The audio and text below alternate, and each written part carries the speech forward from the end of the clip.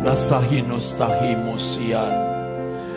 Di sini kami menyembah-Mu. Di sini kami memuja-Mu. Kami nantikan hadirat-Mu turun, Tuhan, di tengah-tengah kami, umat-Mu. Di sini kami menyembah, di sini kami menyembah-Mu, di sini kami memuja-Mu, Bapa.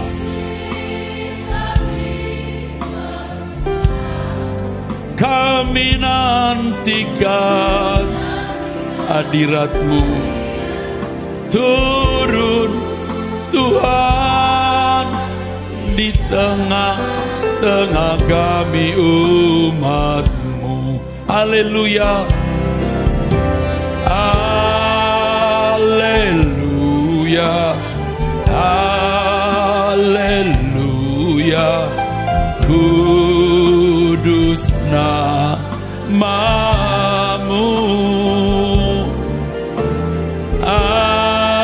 Haleluya, haleluya.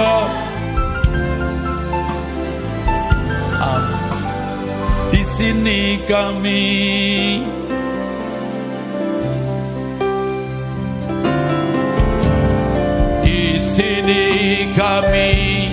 menyembah-Mu, di sini kami memuja-Mu. Kami nantikan hadirat-Mu turun, Tuhan, di tengah-tengah kami, umat-Mu. Di sini kami menyembah-Mu.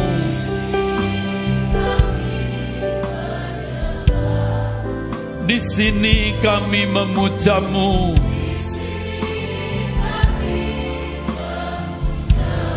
Haleluya. Turun, Tuhan, di tengah-tengah kami, umat-Mu. Haleluya. Mari sembah Tuhan. Haleluya,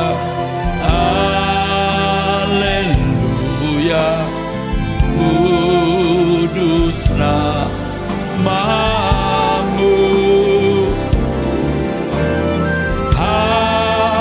Haleluya, haleluya. Kudus nama, haleluya.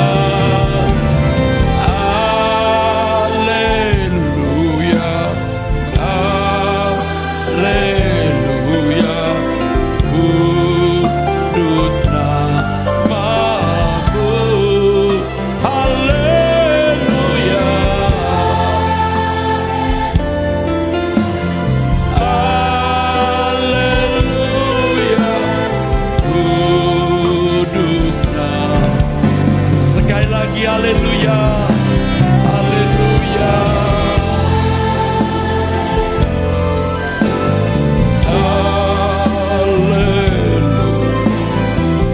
Kudus nama-Mu. Di pasana roh-Mu. Amin. Haleluya.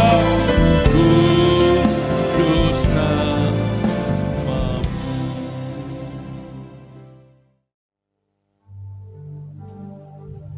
Selamat pagi, Shalom.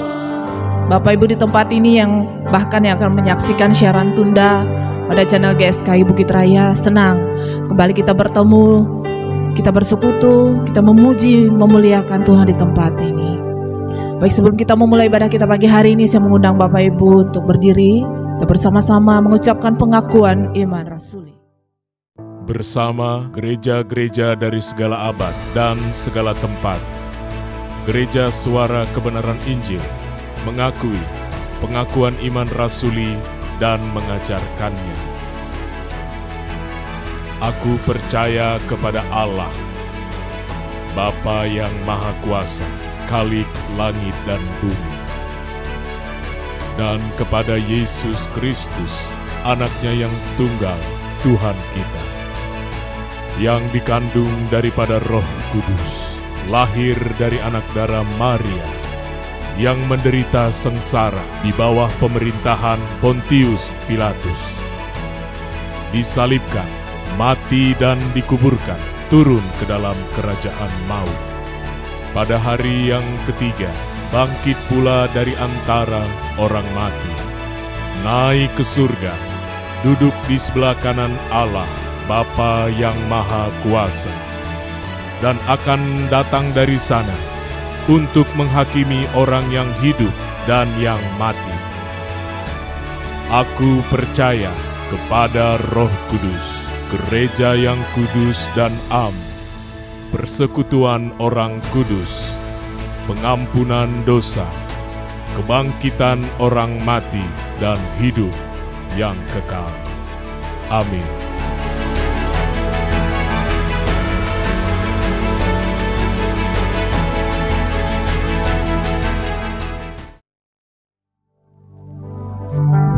Mari rendahkan diri kita di hadapan Bapa.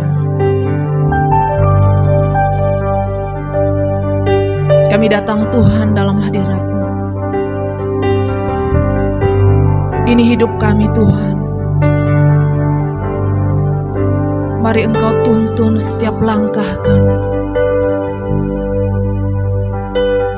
Biarlah setiap hidup kami menyenangkan hati-Mu, menyenangkan Engkau ya Bapa di surga. Biarlah kehendak-Mu jadi atas hidup kami. Kami mau bawa segenap hati kami, segenap jiwa menyembah Engkau pagi hari ini. Karena Engkau Allah Elohim Yahweh yang hidup. Engkau bersama kami pagi hari ini ya Bapa.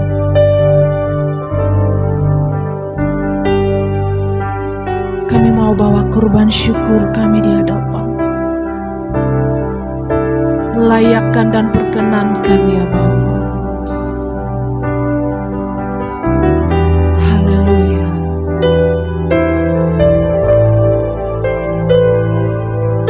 Ini kekasih-kekasih hati-Mu, anak-anak-Mu menaikkan kurban syukur ya Bapa. Dengan segenap hati, dengan segenap jiwa, ku naikkan korban syukurku kepadamu Bapa. Ku berterima kasih, ku berterima kasih.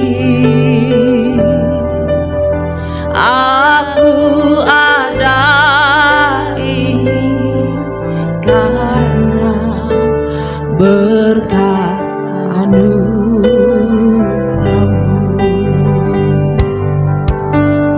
Dengan segenap hati, dengan segenap jiwa, ku naikkan korban syukurku kepadamu Bapa. Ku berterima kasih, ku berterima kasih, ku berterima kasih ya Bapa. Ku berterima kasih. Aku ada ini karena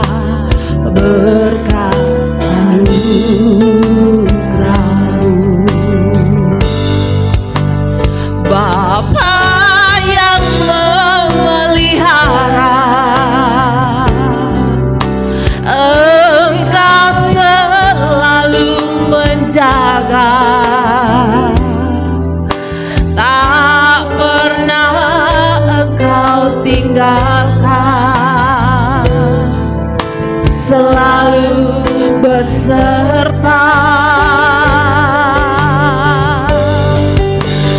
Hanya Kau yang pedulikan keselamatan jiwaku.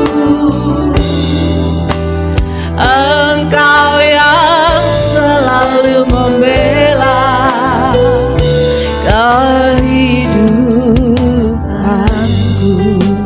Dengan tulus katakan dengan segenap hati, dengan segenap hati, dengan segenap jiwa, dengan segenap jiwa.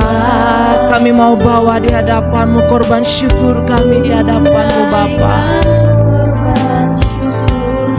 Amin. Kepadamu Bapa, ku berterima kasih, ku berterima kasih, ku berterima kasih. Aku ada ini karena berkat anugerah-Mu. Bapa yang memelihara, Engkau selalu menjaga, tak pernah Engkau tinggalkan, selalu beserta. Hanya Kau yang pedulikan keselamatan jiwaku. Engkau yang selalu membela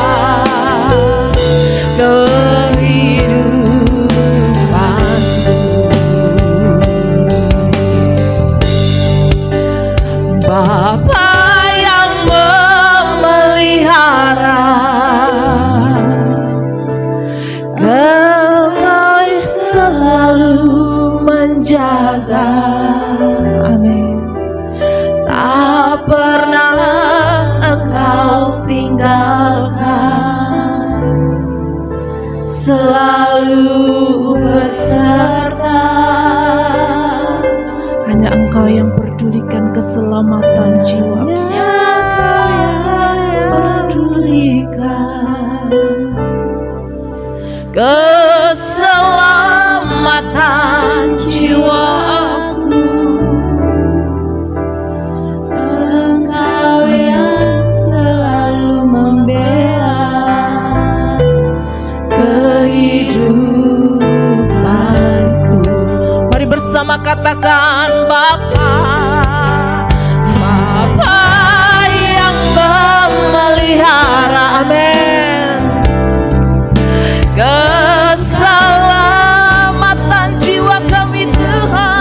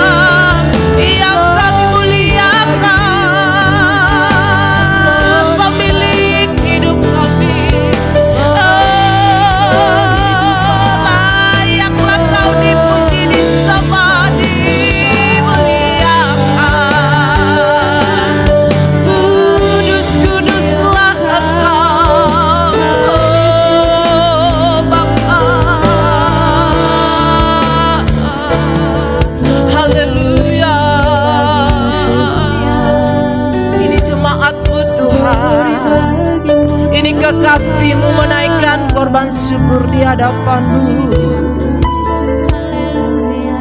Kami mau berterima kasih. Kami mau berterima kasih berkat pemeliharaanmu, kasih setiamu Bapa, sungguhlah nyata. Tak pernah terlambat pertolonganmu. Terima kasih Bapa. Kami mau bersyukur apapun keadaan kami Tuhan. Kami mau tetap bersyukur. Haleluya, haleluya. Hanya Engkau Tuhan, hanya Engkau kekasih hati kami. Kami mau hidup selalu dalam hadirat-Mu, ya Bapa. Jagai hidup kudus kami Tuhan, jaga ya Bapa.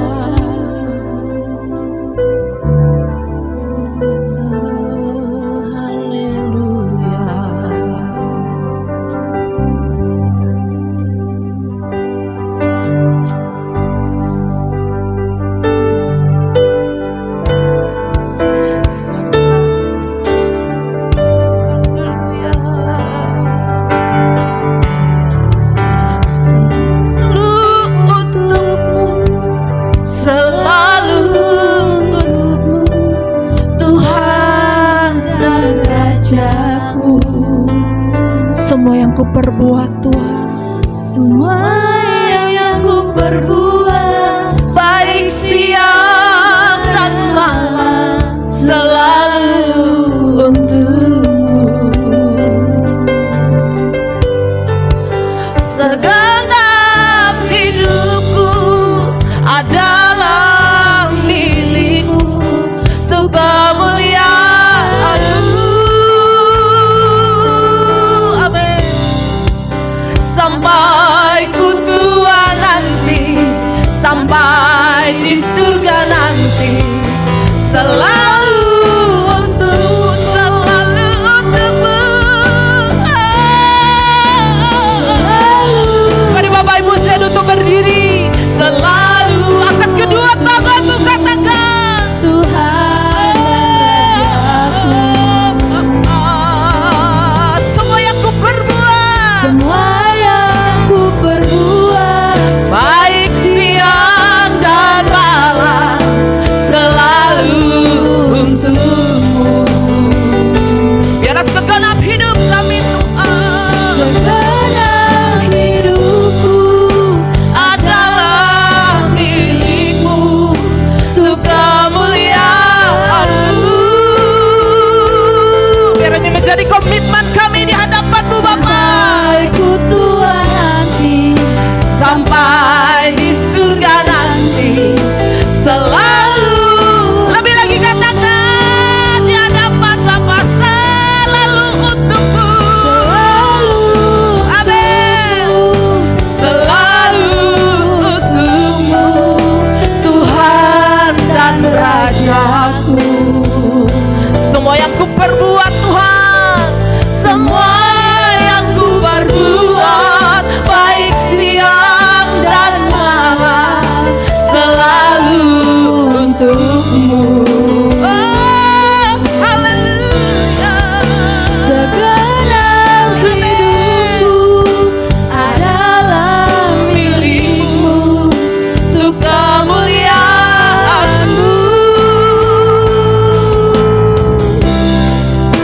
Sampai ku tua nanti, sampai di surga nanti, selalu untuk. Jemaat GSKI Bukit Raya katakan, oh, selalu.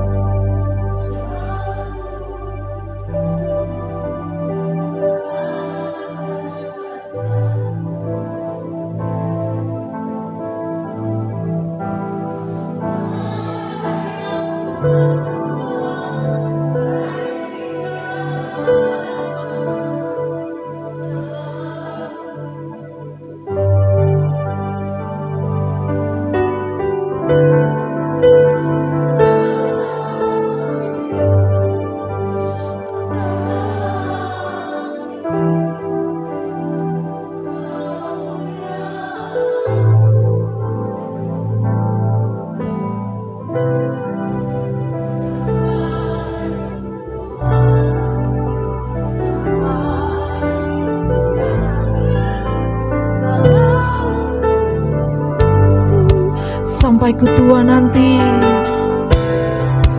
Sampai ku tua nanti, sampai di surga nanti, selalu untuk. Kali lagi katakan, sampai ku tua nanti, sampai di surga nanti, selalu untukmu.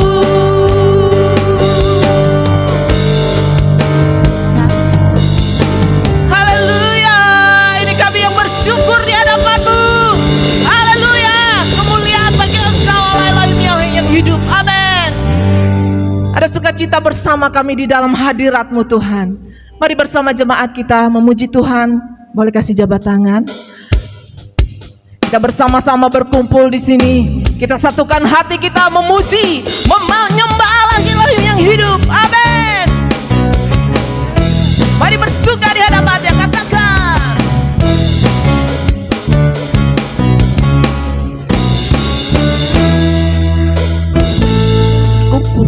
Kami berkumpul bersama hari ini. Satukan hati dan suara memuji-Mu.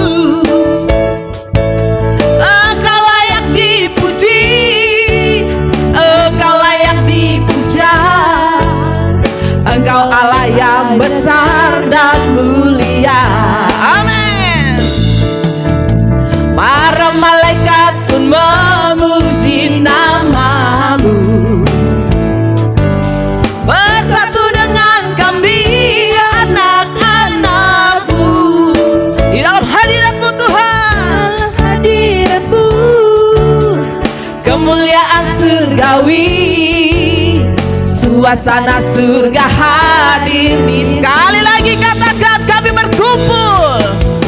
Kami berkumpul bersama hari ini. Haleluya. Satukan hati dan suara memuji-Mu. Hanya Engkau yang layak dipuji. Engkau layak dipuji. Hanya Engkau yang layak dipuja. Dipuja. Suasana layak besar dan mulia. Amin. Bersama para malaikat. Para malaikat pun memuji nama-Mu. Bersatu dengan kami anak-anak-Mu di dalam hadirat-Mu. di dalam hadirat-Mu Kemuliaan surgawi, suasana surga hadir di. Mari bersama katakan. Haleluya. Haleluya. Bersoraklah haleluya. Mari tinggikan Raja segala raja. Glory, Glory, glory, haleluya. glory, glory, haleluya. Biar semua yang bernapas memuji Dia. Mari jemaat GSKI Bukit Raya katakan bersama. Haleluya. Satukan hati kita menyembah, Hati dan suara kita memuji, menyenangkan Tuhan. Amin. Engkau layak dipuji. Engkau layak dipuja. Engkau Allah yang besar dan mulia. Para malaikat pun memuji nama-Mu. Bersatu dengan kami anak-anak-Mu di dalam hadirat-Mu. Di dalam hadirat-Mu Kemuliaan surgawi, suasana surga hadir di sini. Mari soraklah haleluya. bersoraklah haleluya. Bersoraklah haleluya. Mari tinggikan Raja Segala raja. Glory, glory, glory, haleluya. Glory, glory, haleluya. Biar semua yang bernapas memuji Dia.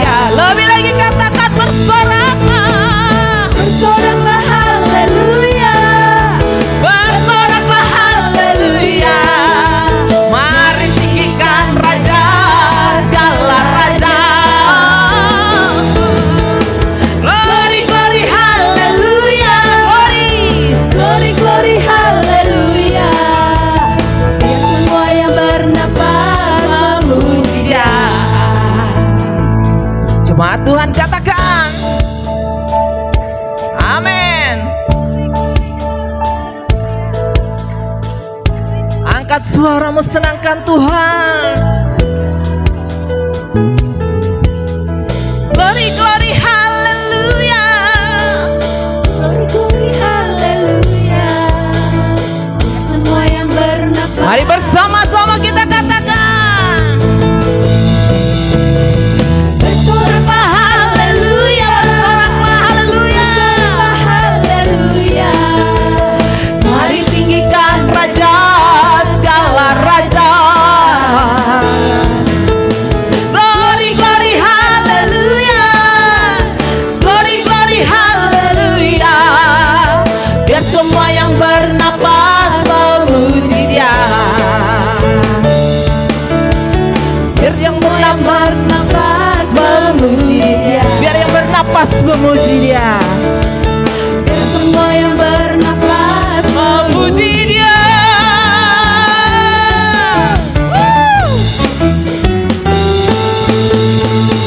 Haleluya. Sorak kemuliaan bagi Engkau Allah Elohim Yahweh. Silakan duduk kembali Bapak Ibu. Kita persiapkan keberadaan kita. Mari fokuskan keberadaan kita di hadapan Bapa.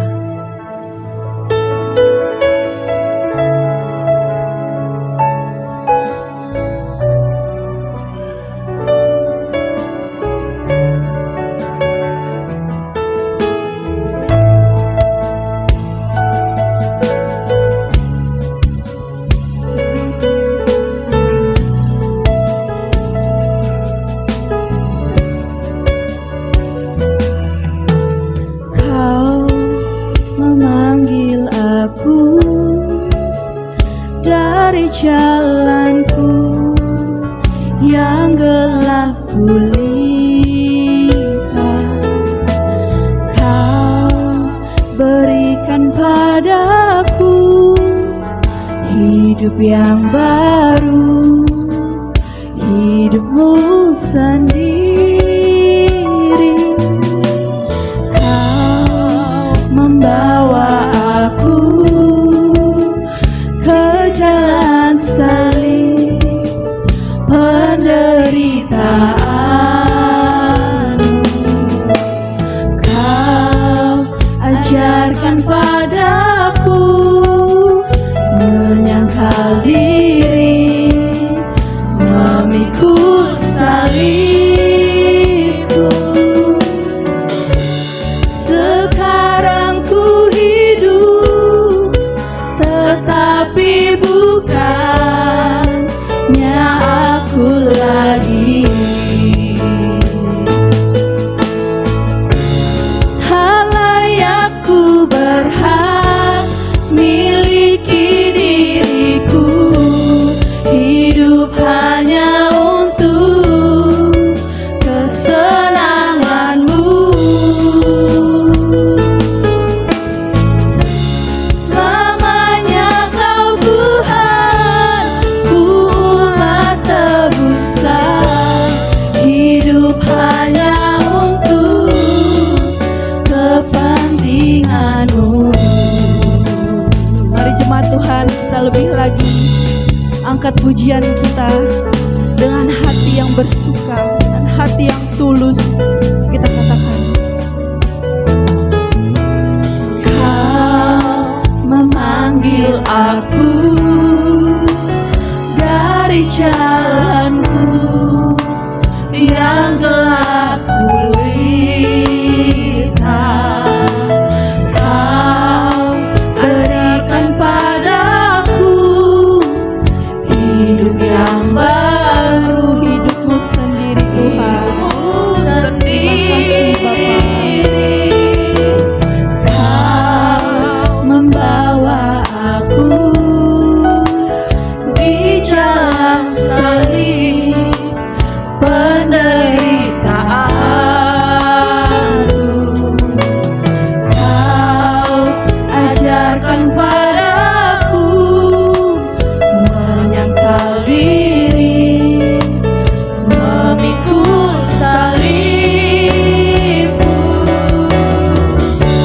Sekarang ku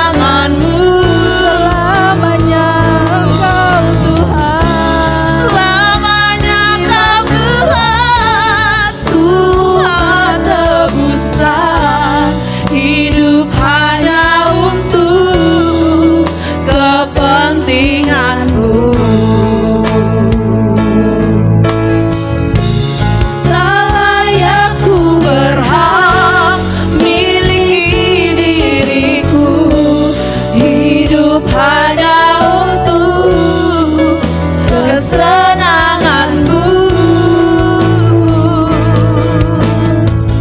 Selamanya Kau Tuhanku, Maha tebusan. Hidup hanya untuk kepentingan-Mu. Hidup hanya untuk kepentingan-Mu. Hidup hanya untuk kepentingan-Mu. Semua undang hamba yang bertugas.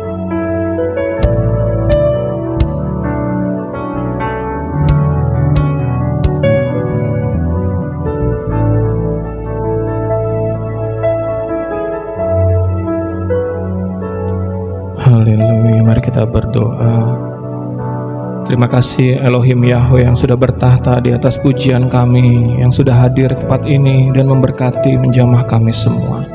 Waktunya kami untuk mendengarkan suara-Mu Tuhan, biar menjadi penerang bagi hidup kami, bagi jalan kami, dalam kami mengiring Tuhan sampai pada waktunya kami bertemu muka dengan Elohim Yahweh di kerajaan surga nanti. Berbicaralah kepada kami masing-masing Tuhan, kami siap untuk mendengarnya. Haleluya, amin. Puji Tuhan. Shalom. Haleluya, mari kita buka Alkitab kita. Ayat yang harusnya udah jadi hafalan ya, tapi kita baca lagi. Matius pasal 7 ayat 7. Siapa yang nggak tahu ayat ini ya? Tapi kita baca lagi ya. Matius pasal 7 mulai ayat 7 sampai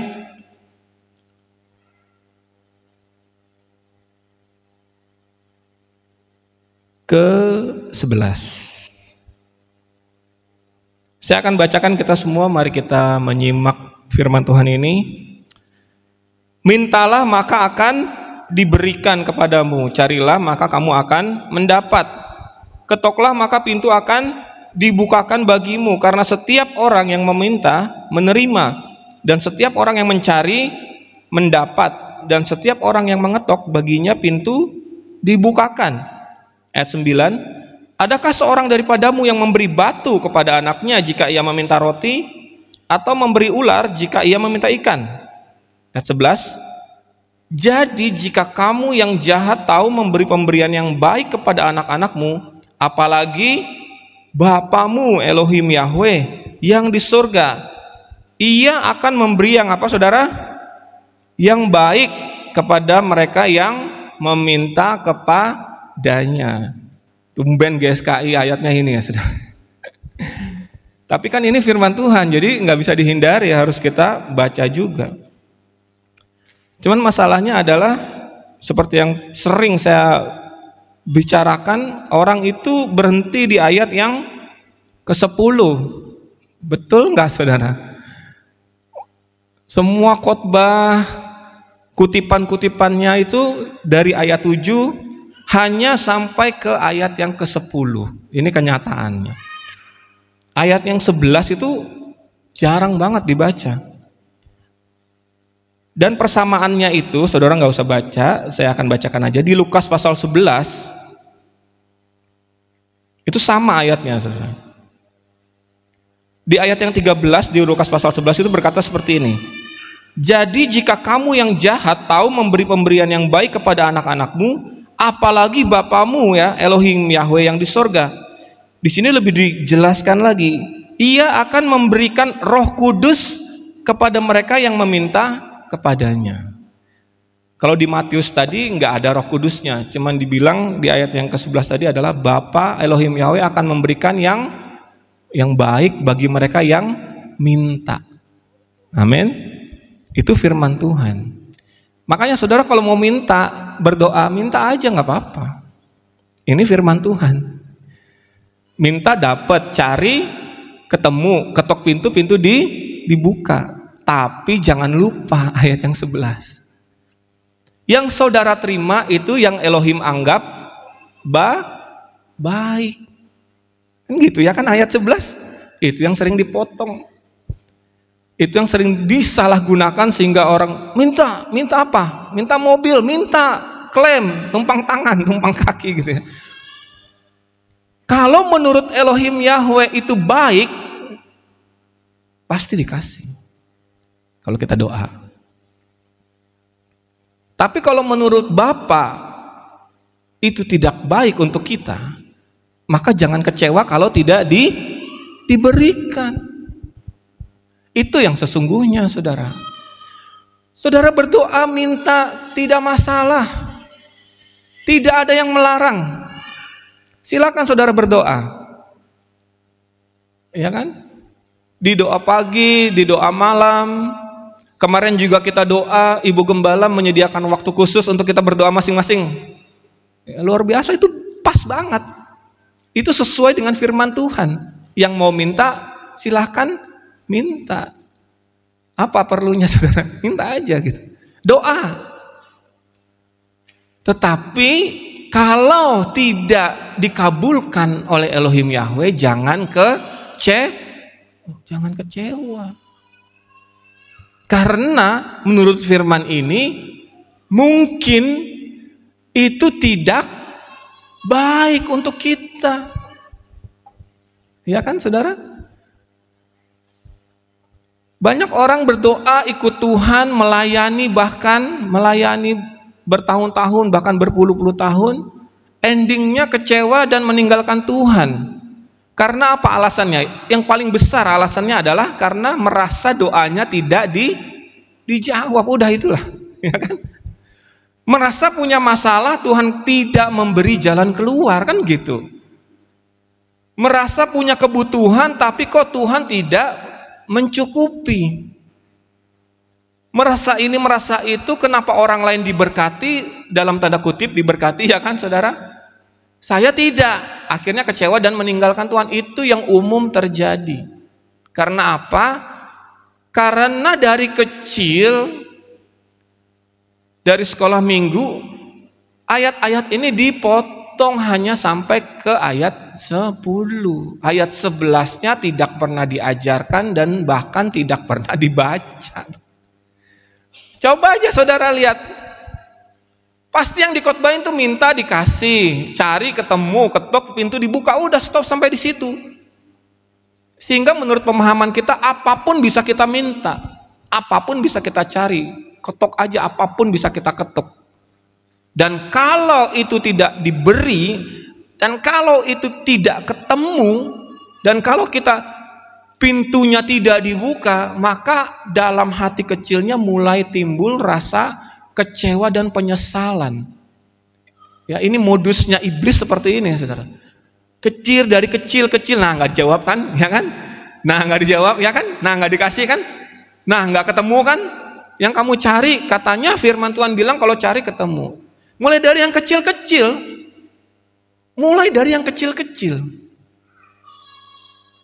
sampai akhirnya numpuk. Kemudian ada pemicunya, akhirnya dia meninggalkan Tuhan secara sepenuhnya. Iblis itu memang pintar, saudara ya.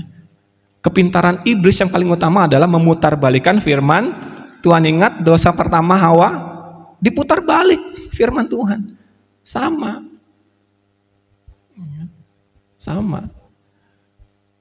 Maka dari itu saudara, kalau kita baca firman Tuhan harus lengkap. Ayat ini ayat yang sangat baik, jangan dihindari. Minta maka akan diberi. Luar biasa ayat ini. Saya gunakan, saya minta, saudara. Doa itu harus saudara. Minta kan doa itu, minta. Saudara perlu apa sekarang? Minta aja, doa. Tapi kalau tidak dikasih, kita tidak kecewa. Memang mungkin belum waktunya dan Tuhan lihat itu tidak baik bagi kita, makanya tidak diberi. Justru kalau kita doa dan tidak diberi dan tidak dikabulkan, kalau kita cari tapi kita tidak mendapat, tidak ketemu, dan kita ketok-ketok pintu dan tidak dibuka, kita harus bersyukur. Karena itulah yang terbaik bagi kita, saudara. Tuhan Elohim Yahweh begitu maha kuasanya dia, sehingga dia tahu apa yang terbaik bagi kita masing-masing secara individu. Tidak ada yang terlewatkan. Dari segala jenis umur, ya, mulai dari umur 0, 1 hari sampai hari kematian, Elohim Yahweh tahu persis apa yang terbaik untuk kita. Itulah makanya dia yang terbaik. Itulah kenapa dia maha kuasa. Karena dia melihat kita secara pribadi masing-masing. Dan dia tahu kebutuhan kita masing-masing. Tidak sama, saudara. Enggak sama. Tapi karena dia maha kuasa, dia tahu apa yang terbaik bagi kita masing-masing. Maka dari itu kita hanya perlu minta, berdoa, mencari, mengetuk, dan pasrah habis itu. Tidak menuntut kepada Elohim Yahweh. Amin. Jangan menuntut. Setelah kita berdoa, mana Tuhan yang doanya nggak dijawab-jawab? Jangan. Bukan seperti itu karakter yang Tuhan mau. Doa boleh, bahkan harus. Tapi jawabannya kita serahkan kepada Elohim Yahweh. Apa yang saudara sekarang perlu? Semua pasti punya kebutuhan dan keperluan. Amin, saya juga. Kalau dibilang saya nggak punya kebutuhan itu bohong. Saudara ya, pasti punya kebutuhan, keperluan, hal-hal yang ingin saya miliki, yang saya doakan setiap hari, yang saya cari, ada. Dan saya doakan itu. Dan saya yakin saudara semua juga punya pasti. Tidak ada satupun yang tidak punya keinginan. Ya. Tapi saya mengajak kita untuk kembali kepada firman Tuhan. Bahwa apapun yang kita inginkan, apapun yang kita perlukan, kita doakan, tapi tetap keputusannya di tangan Elohim Yahweh. Ini berat, saudara. Dan perlu proses untuk bisa melepaskan sesuatu yang kita inginkan karena itu tidak sesuai dengan keinginan Tuhan. Berat. Ngomongnya sih gampang. Berat karena ini membuat banyak orang meninggalkan Tuhan. Ini aja udah masalah utamanya. Hal-hal yang tidak sesuai dengan keinginannya, yang membuat dia merasa Tuhan tidak memperhatikan dia. Dan akhirnya dia meninggalkan Tuhan karena kecewa. Itu sudah terjadi berkali-kali. Tapi mari kita GSKI Bukit Raya ya. Kita tidak kecewa kepada Tuhan. Melainkan menerima apapun yang Tuhan putuskan dalam hidup kita. Relakan hatimu dan bertobatlah. Itu firman Tuhan. Bertobatlah itu arti sebenarnya bukan tidak melakukan dosa. Bukan. Bertobatlah itu artinya adalah berbalik 180 derajat, itu arti kata bertobat. Yang tadinya orang jalan ke sana, dia berputar ke sana terus dia jalan ke sana, ya itu artinya bertobat. Jadi kalau Tuhan berkata, relakanlah hatimu dan bertobatlah, artinya kita pasrah akan kehendak Tuhan. Yang tadinya kita mengikuti keinginan kita sendiri, sekarang kita mengikuti kehendak Tuhan. Dan saya pastikan kalau tidak dimulai itu beratnya asli berat banget, saudara ya. Dari hal-hal yang kecil, saudara nggak usah mimpi mengikut kehendak Tuhan dalam hal-hal yang besar yang Tuhan percayakan. Kalau dari hal yang kecil kita tidak mengikuti kehendak Tuhan. Jangan mimpi, saudara, karena ini adalah proses, tidak bisa tidak. Tidak mungkin seseorang bisa dalam sekejap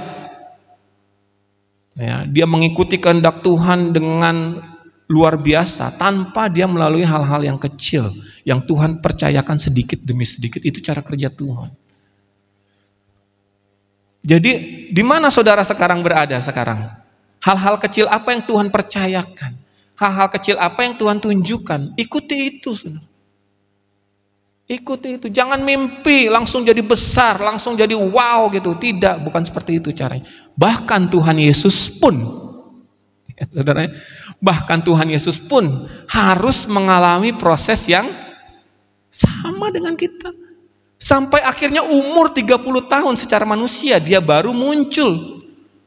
Kalau secara ketuhanan, umur 12 itu dia kan sudah menarik perhatian orang. di bait suci. Bisa saja dia muncul pada saat itu. Tapi karena Yesus ingin jadi teladan bagi kita, maka dia mengikuti semuanya. Sampai 30 tahun baru dia muncul. Selama 30 tahun itu tidak ada dosa. Selama 30 tahun itu dia mengikuti setiap detail. Sampai orang bilang, dia tukang kayu. Ya kan? Firman Tuhan mencatat, ini siapa? Ini kan tukang kayu. Dia gergaji juga saudara Tuhan kita Yesus Kristus itu. Dia mengamplas juga karena bapaknya si Yusuf itu tukang kayu. Jadi jangan mimpi saudara bisa tiba-tiba mengikut kehendak Tuhan 100% tanpa saudara mengikuti dari awal, dari langkah-langkah kecil sejak kita dibaptis, kita bertobat. Tiba-tiba mau wow gitu, nggak bisa. Harus dari yang kecil. Dan kabar baiknya untuk kita adalah bahwa Tuhan sampai sekarang masih sabar. Itulah makanya dia disebut sebagai Tuhan yang panjang sabar. Kalau saudara langkah-langkah kecil masih kepleset, Tuhan bilang bangun lagi. Firman Tuhan katakan orang benar jatuh 7 kali, bangun berapa kali? 7 kali juga. Artinya apa? Tuhan tahu bahwa untuk mengiring Tuhan kita bisa kepleset dan bisa jatuh. Untuk mengendapi firman Tuhan minta ini, kita sering mintanya melenceng. Ya kan saudara? Apa yang Tuhan inginkan kita minta, malah kita mintanya yang lain. Enggak apa-apa Tuhan bilang. Karena bagi orang yang jatuh 7 kali, Tuhan katakan ayo bangun 7 kali juga. Masih ada harapan untuk kita. Amin. Masih ada. Masih ada. Ya saudara. Kita lanjutkan di ayat yang berikutnya. Langkah kecil ini penting untuk menentukan kita ke langkah yang berikutnya. Jangan mimpi, sekali lagi katakan. Jangan mimpi kita melakukan hal-hal yang besar bagi Tuhan kalau dari hal-hal yang kecil kita tidak menurutinya. Dan kalau kita sudah melakukannya, maka Tuhan akan melakukan hal-hal luar biasa yang kita tidak pikirkan. Tidak bisa kita pikirkan. Yang di luar nalar itu ada, saudara. Jadi saya rindu untuk kita GSK Bukit Raya di sini dan juga nanti yang nonton YouTube untuk mengalami hal tersebut, mengalami hal-hal supranatural, saudara. Mengalami hal-hal yang di luar nalar, karena itulah yang disediakan Tuhan bagi kita dan itulah yang harusnya kita kejar. Tapi saya sedih kalau melihat orang yang hanya berkutat di masalah-masalah yang masih basic, yang masih dasar, yang masih kecil-kecil. Yang harusnya sudah berlari tapi dia masih merangkak. Saya tidak mengatakan saya sudah berlari sekarang. Saya pun masih belajar. Tapi seenggak-enggaknya kita ada progres. Kita ada progres. Enggak di situ aja terus. Bahkan mengalami kemunduran. Aduh, jangan sampai saudara. Jangan sampai, karena di depan kita banyak hal-hal yang luar biasa yang Tuhan sediakan. Tetapi masalahnya adalah kalau kita belum layak, kita nggak bisa lihat itu dan kita tidak bisa alami itu. Ini serius. Sebagai contoh, seorang Paulus bisa diangkat Tuhan ke langit yang ketiga. Itu apa maksudnya? Ini firman Tuhan, saudara. Apa saudara nggak rindu hal seperti itu? Jangankan langit tingkat 3, mungkin tingkat 2 aja kita nggak nyampe-nyampe. Masih di langit pertama mentok terus. Kita baca firman Tuhan di dalam 2 Raja-Raja pasal 6. Jangankan di perjanjian baru, di perjanjian lama di mana Tuhan Yesus belum mati bagi kita pun, Tuhan sudah menyediakan hal-hal yang luar biasa. Tapi sekali lagi, hanya orang-orang tertentu yang bisa mencapainya. Ini jadi pemikiran buat saya. Kenapa? Kenapa hanya orang-orang tertentu? Tapi saya yakin bahkan Elohim Yahweh pun tidak ingin sebenarnya orang-orang tertentu. Bapa ingin semua mengalaminya sebenarnya. Tapi Bapa tidak bisa berbuat apa-apa karena level kita belum bisa dan kita merasa nyaman akan hal itu salah, saudara. Maka itu kita perlu tahu hal-hal seperti ini. 2 Raja-Raja pasal yang ke-6 ayat yang ke-17 berkata seperti ini. 2 Raja-Raja pasal ke-6 ayat 17. Lalu berdoalah Elisa Ya Tuhan, ini Elohim Yahweh ya, karena huruf besar semua. Bukalah kiranya matanya supaya ia melihat. Maka Tuhan membuka mata bujang itu, namanya Gehasi, sehingga ia melihat. Tampaklah gunung itu penuh dengan kuda dan kereta berapi sekeliling Elisa. Kenapa Elisa bisa ngelihat, Gehasi nggak bisa ngelihat? Ya, ini kejadiannya Elisa waktu itu mau dibunuh, dikepung pasukan, Elisa santai, kayak di pantai, kan?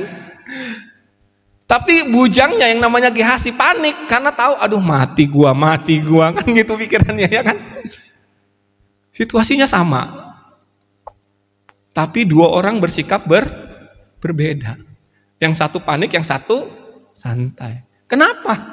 Karena yang satu bisa lihat, yang satu nggak bisa lihat.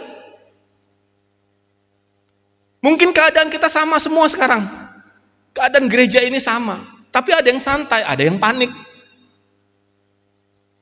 Karena ada yang bisa lihat, ada yang nggak bisa lihat. Tapi Tuhan ingin sebenarnya kita semua bisa lihat. Kenapa Elisa bisa lihat, Gehasi nggak bisa? Jelas. Levelnya beda, bos, ya kan?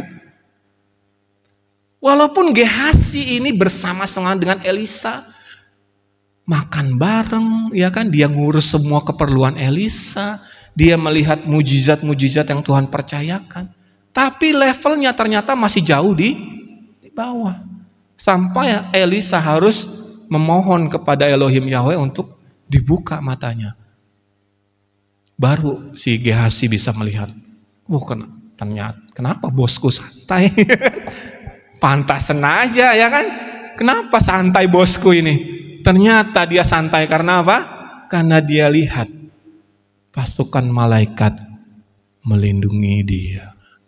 Wow. Kenapa kita nggak bisa lihat? Padahal Bapak pengennya kita sampai level itu, nggak, saudara? Iya. Tidak ada diskriminasi di hadapan Tuhan. Tuhan tidak pilih kasih, saudara. Kalau Elisa bisa, harusnya kita juga bisa. Tapi kenapa kita nggak bisa?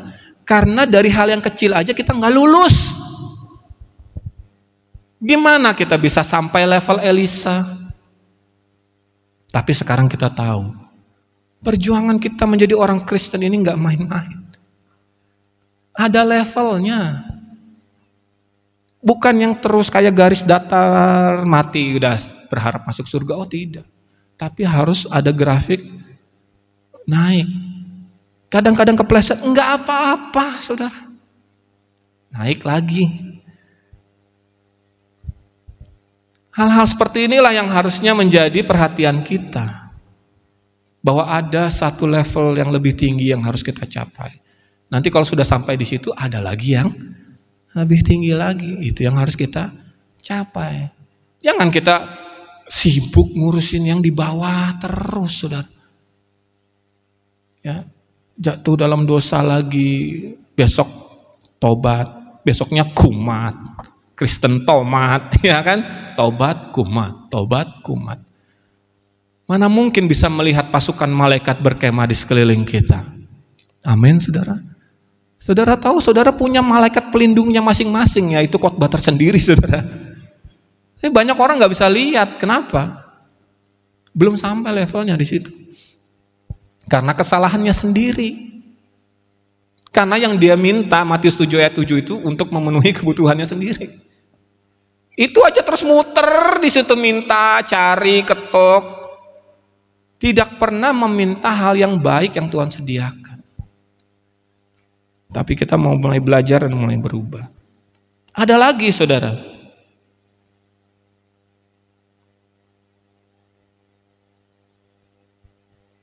Ini lebih lagi dari Elisa. Wah, ada lagi, Pak, ada, enggak terbatas, saudara. Iya, kalau kita mendekat sama Tuhan terus, itu enggak terbatas. Daniel pasalnya yang ke-10,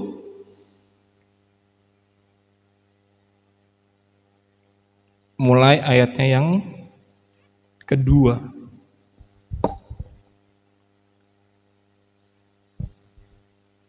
Saya hati-hati menyampaikan firman Tuhan ini Takutnya saudara nggak mengerti karena ketinggian, tapi kayaknya ngerti semua. Amin saudara ya. Daniel pasal 10 mulai ayat yang kedua. Pada waktu itu aku Daniel berkabung 3 minggu penuh. Makanan yang sedap tidak kumakan, daging dan anggur tidak masuk ke dalam mulutku.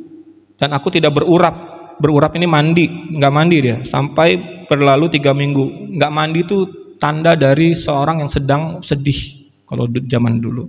Jadi dia nggak makan enak, nggak minum, nggak mandi. Pada hari ke-24 bulan pertama, ketika aku ada di tepi sungai besar, dia lagi doa, yakni sungai Tigris.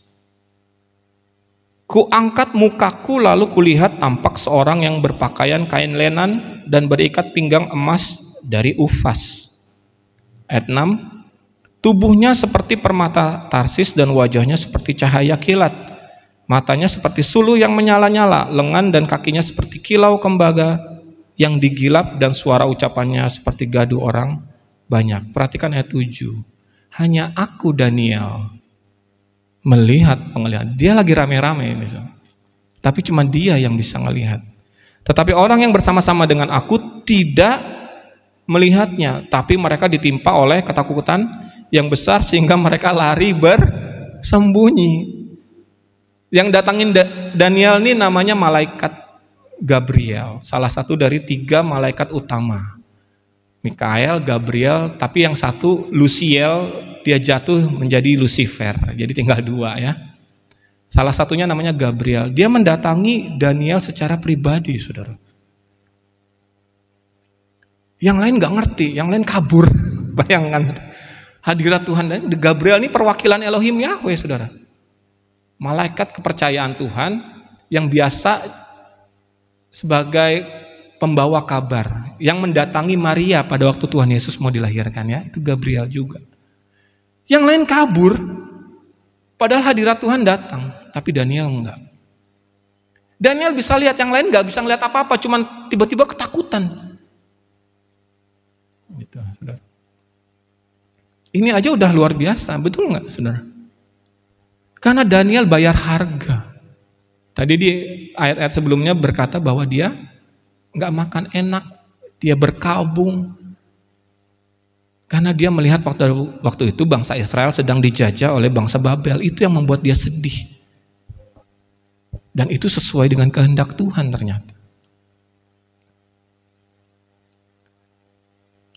Ya. Orang lain nggak bisa, sama kayak Elisa dan Gehasi. Gehasi nggak bisa lihat, Elisa bisa. Sama ini Daniel juga. Dia bisa lihat dengan jelas dan detail. Tapi orang lain kabur justru, saudara. Kabur. Hadirat Tuhan datang, dia kabur. Itu kejadian di mana-mana, saudara. Apakah cuma sampai di situ? Tidak ternyata.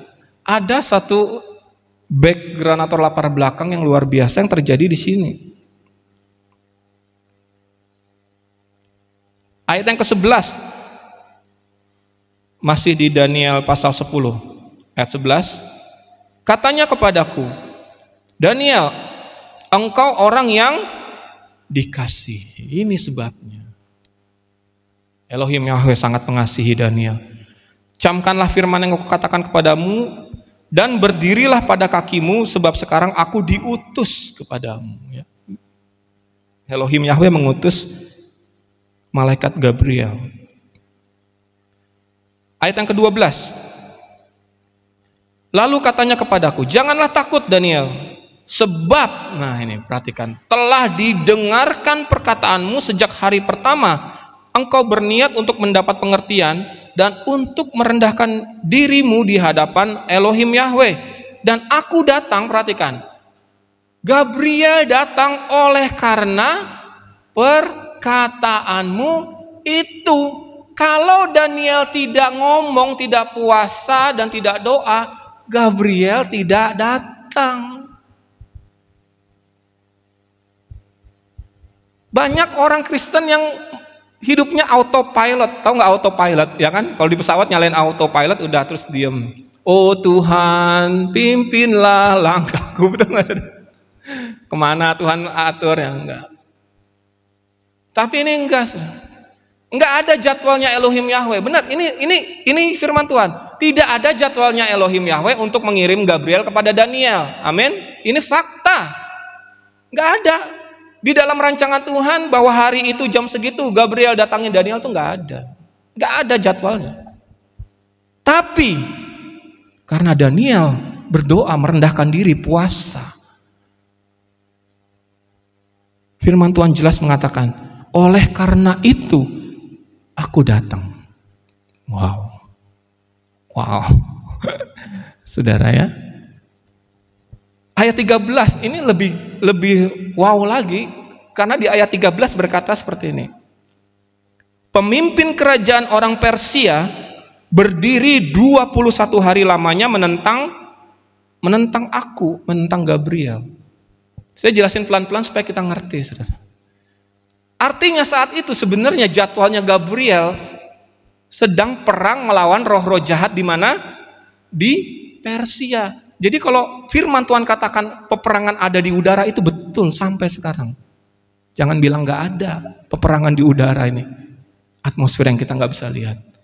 Sekarang kita nggak tahu nih Gabriel lagi perang sama siapa. Tapi ini firman Tuhan. Pada saat itu Gabriel sedang memimpin pasukan Tuhan, malaikat Tuhan sedang berperang melawan malaikat jahatnya Lucifer di Persia. Ini kenyataan fakta firman Tuhan. Tetapi kemudian Mikael, salah seorang dari pemimpin-pemimpin terkemuka, temannya Gabriel lah ya, datang menolong aku dan aku meninggalkan dia di sana berhadapan dengan raja-raja orang Persia. Wow. Demi supaya Gabriel bisa mendatangi Daniel, Mikael harus dipanggil. Karena agendanya Elohim Yahweh pada saat itu adalah memerangi Lucifer di Persia. Mungkin Mikael lagi sedang tugas di mana gitu, tapi Mikaelnya harus dipanggil. Bantu dulu Gabriel, karena dia harus turun ke Daniel. Terus ayat 14, lalu aku datang untuk membuat engkau mengerti apa yang terjadi pada bangsamu, karena itu doanya Daniel. Kemudian kita akan loncat, saudara kalau ada kesempatan baca sendiri di rumah ya. Ayat yang ke-20, lalu kata Gabriel, tahukah engkau Daniel, mengapa aku datang kepadamu? Sebentar lagi aku kembali untuk berperang dengan pemimpin orang Persia. Dan sesudah aku selesai dengan dia, maka pemimpin orang Yunani akan datang. Wow, saudara ya kan? Seorang Daniel, seorang manusia yang sama dengan saya, sama dengan saudara, bisa mengacaukan jadwal perang di udara melawan bangsa-bangsa. Seorang Daniel. Saya menunjukkan hal ini adalah supaya kita tahu betapa jauhnya level yang bisa kita capai. Kalau kita masih berkutat dengan hal-hal yang remeh, dengan hal-hal yang kecil, waduh, mau kapan sampainya? Ini juga buat saya pribadi sebenarnya. Ya, kalau kita masih ya ampun gitu loh, gemes rasanya. Padahal Tuhan butuh orang-orang seperti Elisa. Tuhan butuh orang-orang seperti Daniel hari-hari ini. Yang harusnya sudah levelnya udah kayak gini. Lah terus kita masih ngurusin hal-hal yang di bawah. Bagaimana saudara? Kita masih ngurusin hal-hal yang kita minta enggak dikasih Tuhan, kecewa. Ya ampun. Kita masih ngurusin hal-hal yang istilahnya kedagingan, pemenuhan kebutuhan. Bagaimana masih kecewa sama Tuhan ya kan? Tuhan, aku masih banyak kredit. Waduh. Tuhan, aku masih ini perlu itu. Padahal wow, masih berapa level ke atas itu yang harusnya kita capai, masih muter-muter di bawah. Yang sedih siapa? Yang paling sedih ya Elohim Yahweh. Sedih banget pasti. Pasti sedih banget. Ya.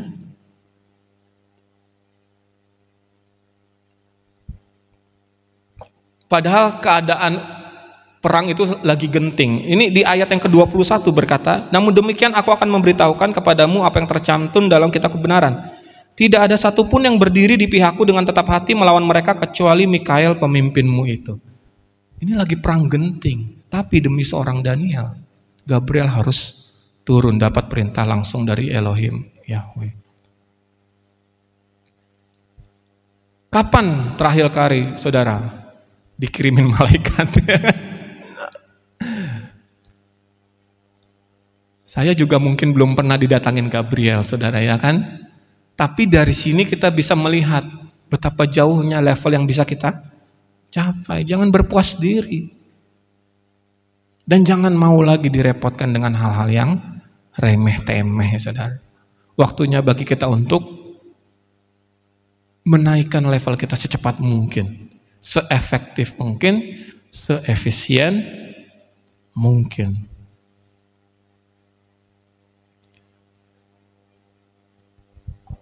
Di dalam perjanjian baru, dalam Matius pasal yang ke-17, saya akan bacakan untuk kita ayat 14 mulai. Matius 17 ayat yang 14. Ketika Yesus dan murid-muridnya kembali kepada orang banyak, datanglah seorang mendapatkan Yesus dan menyembah. Katanya, Tuhan, kasihanilah anakku, ia sakit ayan dan sangat menderita. Ia sering jatuh ke dalam api dan juga sering ke dalam air. Ayat 16, perhatikan saudara. Aku sudah membawanya kepada murid-muridmu, tetapi mereka tidak dapat menyembuhkannya. Maka kata Yesus, hai kamu angkatan yang tidak percaya dan yang sesat, berapa lama lagi aku harus tinggal di antara kamu? Berapa lama lagi aku harus sabar terhadap kamu? Bawalah anak itu kemari. Pakai tanda seru itu. Dengan keras Yesus menegur dia, lalu keluarlah setan itu daripadanya dan anak itu pun sembuh seketika itu juga. Kemudian murid-murid Yesus datang dan ketika mereka sendirian dengan dia, bertanyalah mereka, mengapa kami tidak dapat mengusir setan itu? Ia berkata kepada mereka, karena kamu kurang percaya. Sebab aku berkata kepadamu, sesungguhnya sekiranya kamu mempunyai iman sebesar biji sesawi saja, kamu dapat berkata kepada gunung ini, pindah dari tempat ini ke sana, maka gunung ini akan pindah dan tak akan ada yang mustahil bagimu. Tapi ada tambahannya ayat 21. Jenis ini tidak dapat diusir kecuali dengan berdoa dan berpuasa. Di sini lagi-lagi kita dapati ada level yang berbeda. Ada setan yang masuk ke dalam diri seseorang, bisa kita usir tanpa kita harus puasa. Tetapi firman Tuhan ini dengan jelas berkata, ada setan yang tidak bisa diusir, bahkan murid, 12 murid utama tidak bisa. Padahal kalau kita baca ayat-ayat sebelumnya, Tuhan sudah mengutus mereka, ya kan? Dan diberi kuasa untuk berdua-dua. Ingat saudara ayat itu? Untuk menyembuhkan orang sakit. Tapi ternyata ada yang gak bisa disembuhkan. Dan Tuhan katakan dengan jelas di sini, jenis ini ada jenisnya. Tidak bisa diusir kalau tidak dengan puasa, doa dan puasa. Jadi kalau saudara mentok, ini buat saya juga, kalau saya mentok, ya kan? Kok kayaknya gak tumbuh-tumbuh pertumbuhan rohani saya nih? Kok kayaknya rasa cinta kasih saya kepada Tuhan malah bukannya makin besar, malah makin menyusut. Wah, waktunya itu dua puasa. Ya saudara ya, berarti ada sesuatu yang ekstra yang harus kita lakukan. Bukan malah kecewa dan meninggalkan Tuhan, bukan. Maka itu respon menjadi penting. Respon menjadi sangat penting bagi kita dalam kita mengikuti Tuhan, saudara. Karena apa? Karena saya secara pribadi berkali-kali mentok. Berkali-kali, bukan cuma sekali dua kali. Berkali-kali. Bahkan sedang tidak ada masalah, bisa tiba-tiba merasa stagnan, saudara. Bisa itu terjadi. Bisa. Dan saya ingat ayat ini, itu waktunya untuk puasa. Dan ini waktunya untuk melakukan hal yang lebih. Tidak boleh dibiarkan, karena itu berbahaya. Kalau sudah stuck dan tidak direspon dengan baik, biasanya orang akan mundur, akan jatuh. Itu biasanya.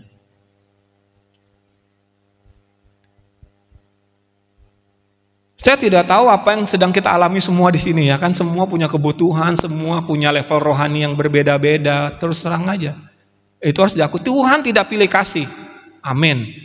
Tapi level rohani setiap orang itu bisa berbeda-beda di hadapan Tuhan. Tergantung bagaimana orang tersebut mendewasakan dirinya masing-masing.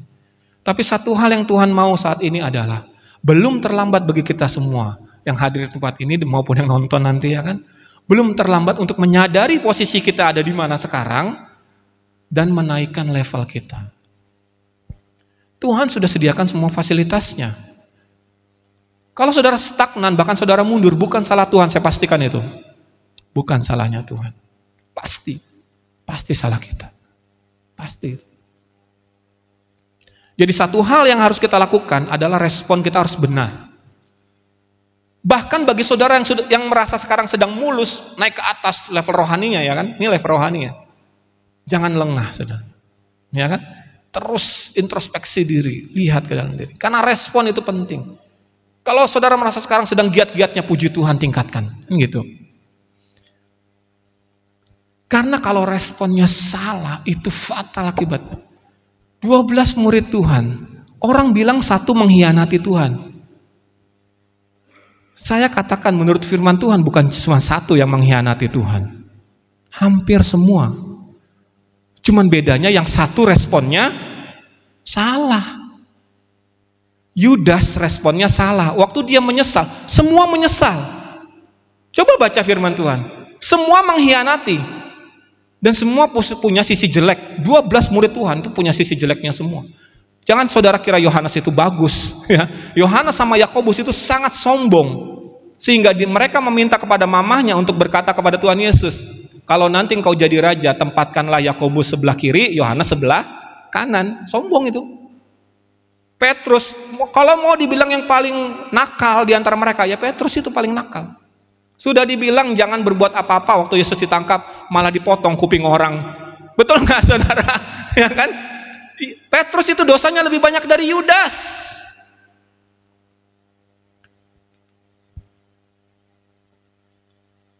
Jadi jangan diskriminasikan Yudas.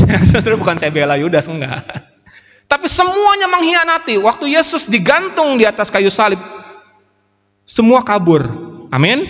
Iya, itu firman Tuhan. Bahkan Petrus yang paling kenceng kaburnya, saudara. Dan Tuhan sama seperti Yudas, kan Yudas diperingatin terus kan, jangan mengkhianati aku kata Tuhan Yesus, ya kan? Jangan mengkhianati, jangan menjual aku. Udah, sama Petrus juga. Kamu nanti akan menyangkal aku 3 kali. Ada nggak Tuhan Yesus ngomong itu? Ada. Thomas tuh skeptis kalau orang bilang. Kenapa? Karena Thomas bilang sebelum aku mencucukkan jariku ini ke dalam tangan yang berlubang, aku nggak akan percaya. Bayangkan. Kira-kira sakit hati nggak Tuhan digituin, saudara? Thomas. Sampai Tuhan Yesus waktu menampakkan diri bilang gini, Thomas, kamu sudah berapa tahun? Ya kan? Tidur dan makan bareng sama-sama satu ruangan. Kenapa kamu tega ngomong seperti itu? Istilahnya kalau saya terjemahkan omongan Tuhan Yesus, ya kan? Semuanya berkhianat pada waktu Tuhan Yesus disalibkan. Semuanya meninggalkan Tuhan. Tidak ada satupun yang tinggal pada waktu Tuhan Yesus mati di atas kayu salib. Tidak ada. Semua kabur. Tapi bedanya 11 orang balik. Amin, saudara. Itu kabar baik buat kita. 11 orang kembali. Thomas menangis terseduh-seduh, ya kan? Dia berkata, ya Allahku, ya Tuhanku, katanya. Petrus yang paling menyesal. Ya, dia yang paling sedih dan dia yang paling kencang baliknya. Yohanes, Yakobus, semua kembali. Semuanya kembali, saudara. Tapi ada satu yang tidak. Siapa namanya? Yudas dari Iskariot. Iskariot itu nama kota, nama desa, ya, bukan nama marga. Yudas dari Iskariot. Dia menyesal nggak? Nyesal loh. Dia nangis juga, sama kayak Petrus, sama persis. Sama dengan Yohanes, sama dengan Thomas. Tapi setelah nangis bukannya balik, setelah nangis dia apa? Bunuh diri. Jadi bukan salahnya Tuhan. Kalau dia menyesal dan dia kembali, maka 12 murid itu lengkap.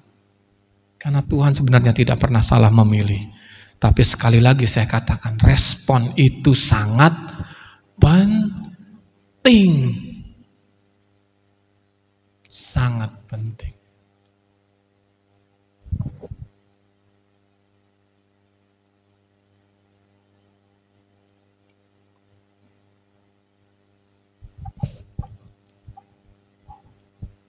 Dan kedepannya juga, siapa yang menjamin kita ini tidak, dalam tanda kutip, tidak kepleset, ya kan?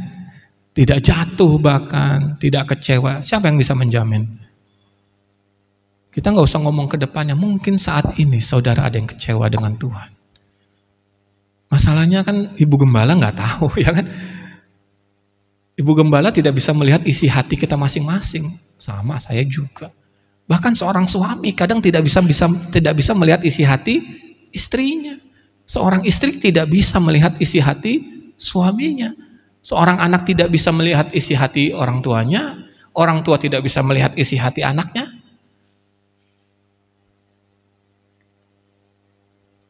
Karena sesungguhnya yang paling mengerti akan hidup kita hanya Elohim Yahweh.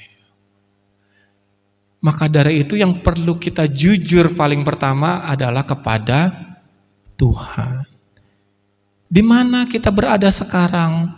Apakah sekarang kita sedang seperti murid-murid yang dalam kondisi mengkhianati? Atau kita sudah kembali? Atau kita sedang baik-baik saja secara rohani? Bagus, saudara. Ya, kita sedang mengalami peningkatan, puji Tuhan. Tapi apakah kita sedang dalam keadaan down? Apakah kita sedang menuju jurang rohani? Saya ngomong ya, kerohanian, mental, jiwa kita. Sesungguhnya yang tahu cuma saudara dengan Elohim Yahweh. Bahkan saya sendiri yang sedang khotbah ini, saudara nggak tahu saya ini dalam kondisi seperti apa sebenarnya.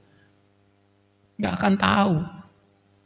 Yang mimpin pujian, yang singer, yang main musik, semua yang pelayanan. Tidak menjamin. Tidak menjamin, saudara. Gehazi kurang apa pelayanannya? Melayani nabi terbesar saat itu, Elisa. Ya kan? Kalau bisa dibilang dia pelayanan enggak? Pelayanan. Pelayanannya luar biasa. Dari sekian juta bangsa Israel, cuman dia yang jadi pelayannya Nabi Elisa. Itu kedudukan yang sangat terhormat, saudara. Tapi ternyata dia tidak bisa melihat malaikat Tuhan. Padahal statusnya tinggi secara rohani. Oh, banyak, saudara. Banyak contohnya. Ya. Coba kita baca ya, sebagai ayat yang terakhir juga. 1 Samuel.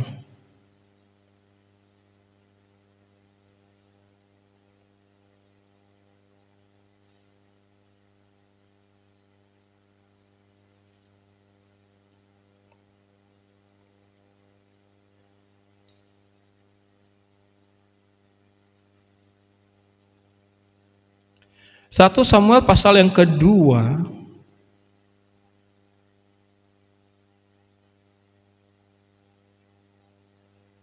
Ayatnya yang ke-17.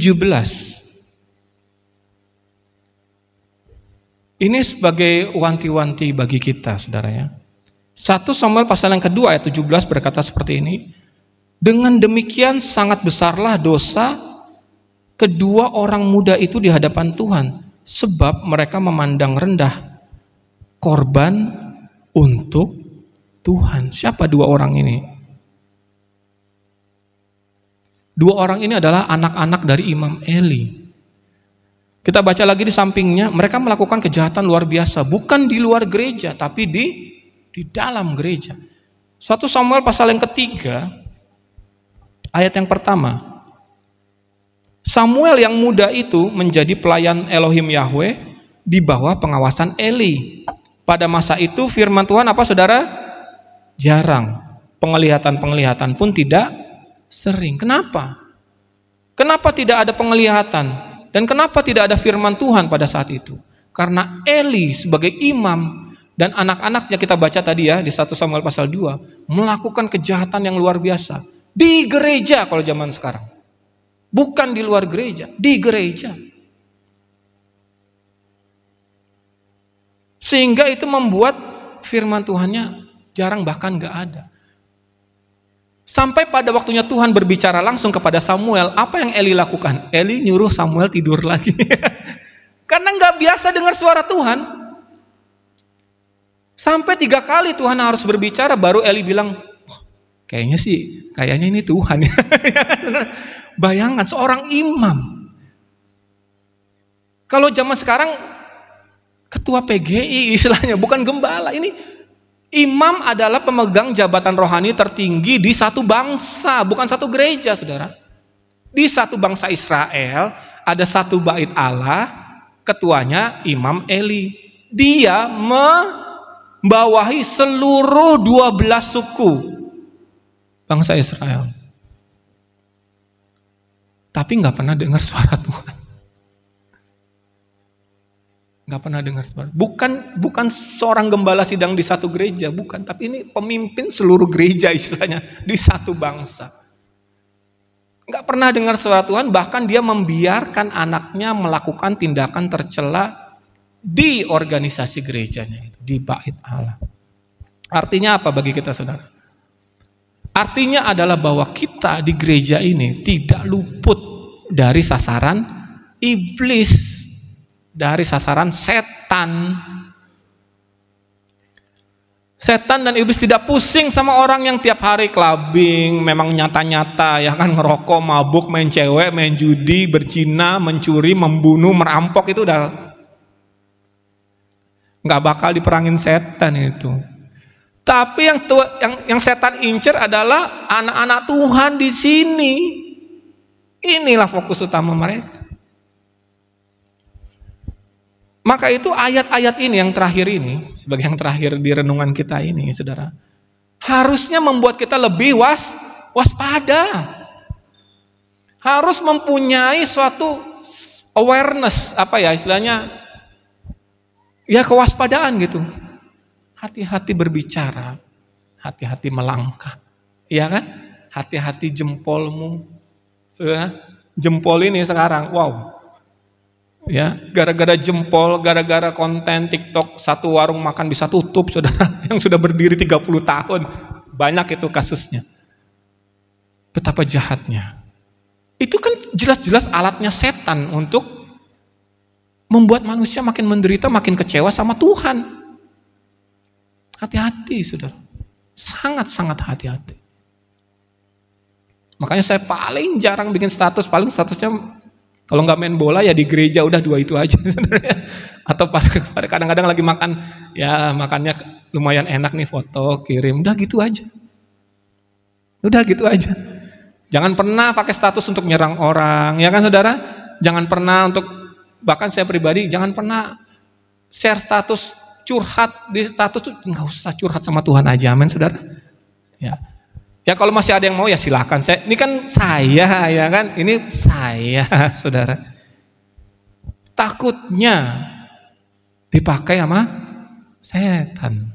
Takutnya.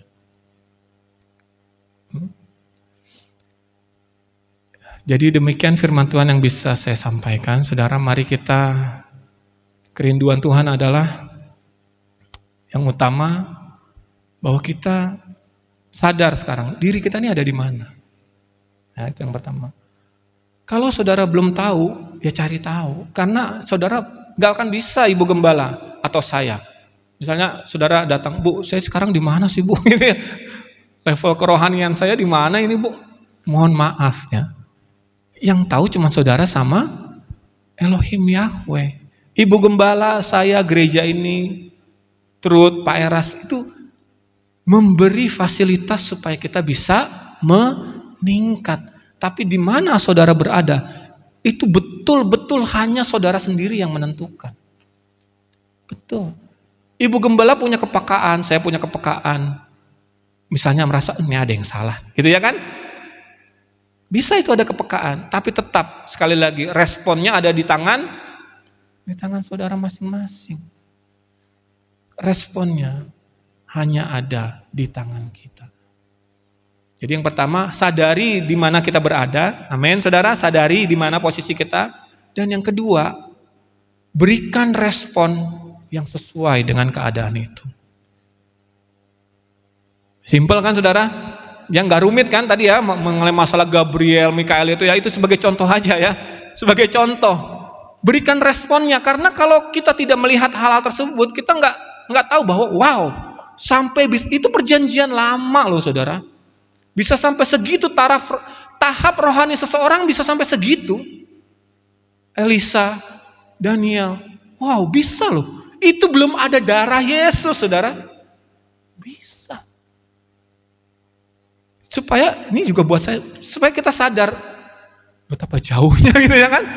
Betapa banyaknya level yang harus kita raih. Itu membuat kita semangat harusnya, ya kan? Membuat kita semangat bahwa harus naik. Itulah yang menjadi kerinduan saya dan saya yakin juga menjadi kerinduannya Tuhan untuk kita semua yang hadir di tempat ini dan yang nonton YouTube nanti. Tidak ada yang tertinggal. Kita semua Tuhan inginkan untuk bisa mencapai level yang paling tinggi, yang paling mungkin untuk bisa kita dapatkan. Mari kita menaikkan pujian sebelum kita berdoa, saudara.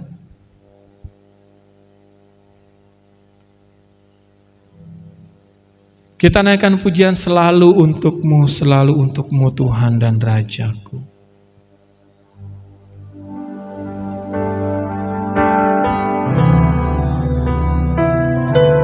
Haleluya.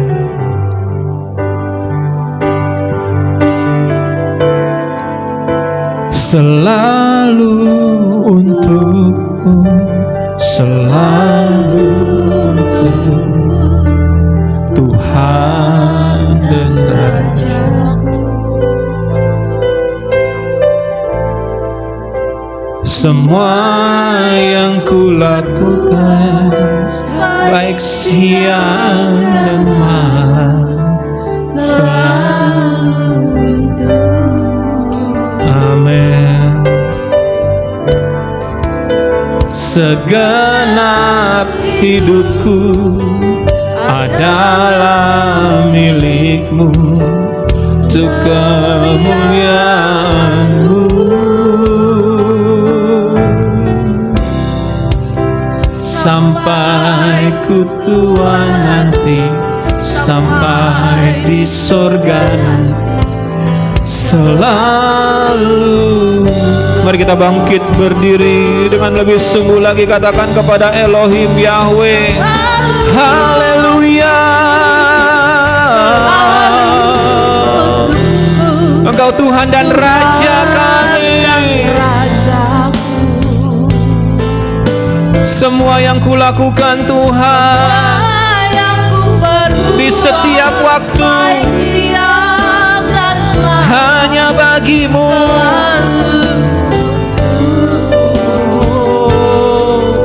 Segenap hidupku adalah milik-Mu, untuk kemuliaan-Mu. Naik. Sampai ku tua nanti, sampai di surga nanti, selalu. Dengan kesungguhan hati lagi lebih, selalu untuk-Mu. Ini jeritan hati kami di hadapan-Mu Elohim Yahweh. Dimanapun kami berada saat ini, dengan ini kami menyatakan bahwa semua yang kami lakukan hanya untuk Tuhan. Haleluya. Segenap hidupku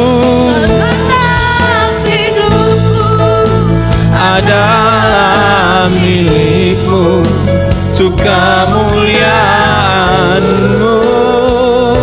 Sampai di sorga nanti, ku tua nanti, sampai di surga nanti, selalu untukmu. Sekali lagi katakan, selalu untuk Tuhan, selalu untukmu, selalu untukmu. Kinala moya da sikara la moya da sikara dan Raja, kiriara la moya da sakariara la moya da sikara. semua yang ku perbuat, baik siang dan malam, selalu untukmu. Segenap hidupku adalah milikmu, untuk kemuliaan-Mu. Sampai ku tua nanti, sampai di surga nanti, selalu untuk-Mu. Mari kita sembah Tuhan. Haleluya. Oh, selalu untuk-Mu Tuhan hidup kami ini. Kiara lama ya dasi karalamo ya dasi. Oh Elohim Yahweh, Bapa kami yang kudus. Kiara lama ya dasi karia lama ya dasi kaboda lama ya dasi karia lama ya kada lama ya karia lama ya dasi na. Haleluya.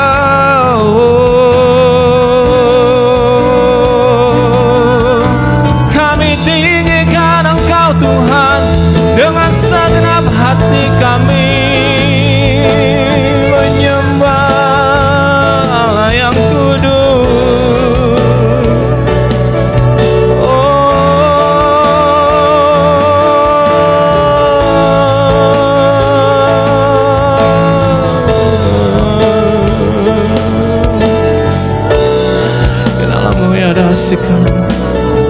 Saya mengundang Pendeta Ripka untuk berdoa syafaat bagi kita. Dengan suasana kita masih menyembah Tuhan. Haleluya.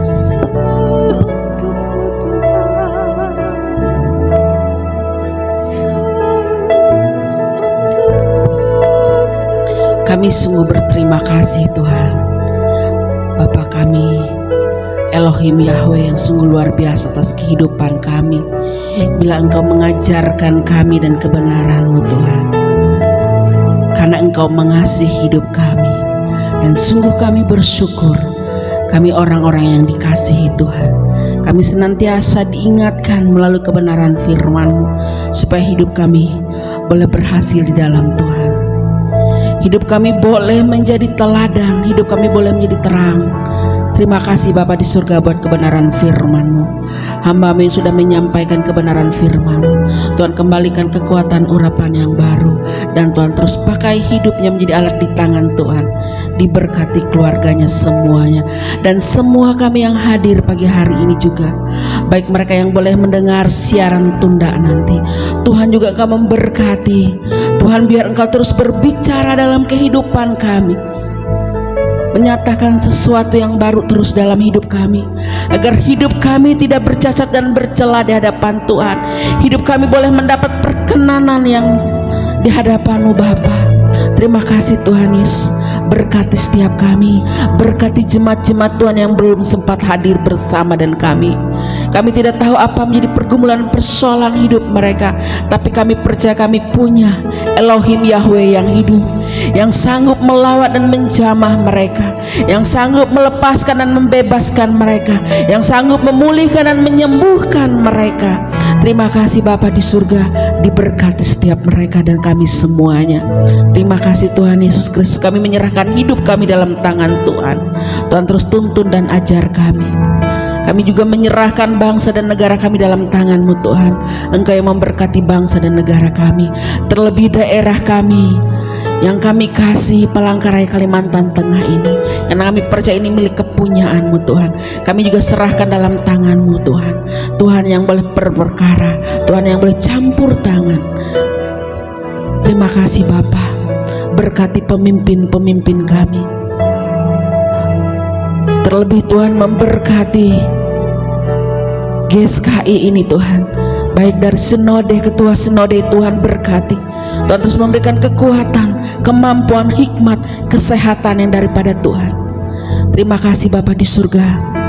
Juga kami menyerahkan pelayanan kami GSKI Bukit Raya dalam tangan Tuhan. Tuhan memberkati pelayanan ini, gereja ini, terlebih pemimpin kami, gembala kami, Tuhan juga memberkati, memberikan kekuatan, memampukan terus hamba-Mu, hikmat, marifat yang daripada Tuhan. Hidup hamba-Mu boleh menjadi teladan, boleh menjadi contoh bagi kami Tuhan. Terima kasih Bapa, diberkati keluarganya dan semua kami, keluarga besar kami, Tuhan memberkati. Tuhan juga melindungi, menjauhkan dari yang jahat atas kehidupan kami. Biar hidup kami, keluarga besar kami juga boleh mendapat perkenanan yang daripada Engkau Tuhan. Hidup kami terus yang melakukan apa menjadi kehendak-Mu Bapa. Terima kasih Tuhan Yesus buat kebaikan Tuhan, pertolongan dan kemurahan atas hidup kami, buat anugerah-Mu, cinta kasih-Mu yang tidak pernah habis-habisnya atas hidup kami Tuhan. Bila Tuhan terus memberikan kesempatan bagi kami, Tuhan terus ajarkan kami, bawa kami masuk dalam rencana-Mu Bapa. Terima kasih Tuhan. Dan sebentar kami juga akan mengembalikan persembahan syukur kami. Tuhan memberkati apa yang boleh kami persembahkan, terlebih hidup kami boleh menjadi dupa yang berbau harum di hadapan Tuhan. Terima kasih Bapa di surga, buat kami yang sudah memberi, bahkan yang belum sempat memberi, Tuhan memberkatinya. Terpujilah nama Tuhan kami yang hidup. Di dalam nama Tuhan Yesus Kristus kami berdoa, kami mengucap syukur. Haleluya, amin.